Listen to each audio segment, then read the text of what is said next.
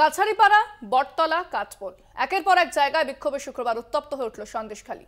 কোথাও রাস্তায় গাছের গুঁড়ি ফেলে প্রতিবাদ চলল, কোথাও আবার রাস্তায় শুয়ে পড়েন বিক্ষোভ দেখান মহিলারা। এরই মধ্যে কলকাতা টিভির ক্যামেরায় ধরা পড়ল সন্দেহভাজনদের ছবি। মুখ ঢেকে কানে মোবাইল ফোন নিয়ে অন্তরালে থাকা কোন নির্দেশকের দায়িত্ব পালন করছিলেন তারা?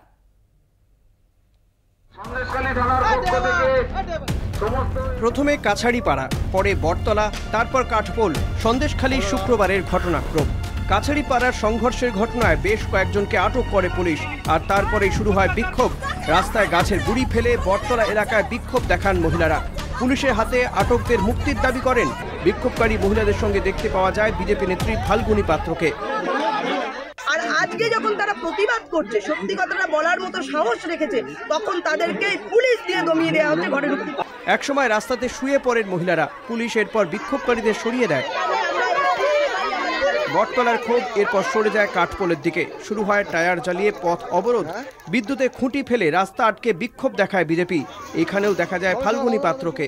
তুমি দেখতে পাচ্ছ ইতিমধ্যেই বেড় মজুর সেটা কিন্তু রীতিমতো উত্তপ্ত হয়ে উঠেছে, তুমি দেখতে পাচ্ছ যে যেভাবে উত্তপ্ত হয়ে উঠেছে। আবার সন্দেশখালীর চিত্র দেখা যাচ্ছে এবার বেড় মজুরে। আরো একবার সেই চিত্র।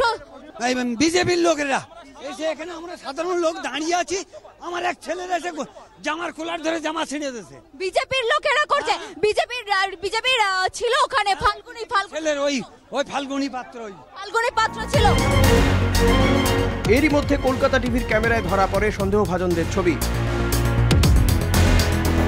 প্রত্যেকের মুখ ঢাকা, মুখ ঢেকে কানে মোবাইল ফোন নিয়ে যারা অন্তরালে থাকা কোনো নির্দেশকের দায়িত্ব পালন করছিলেন।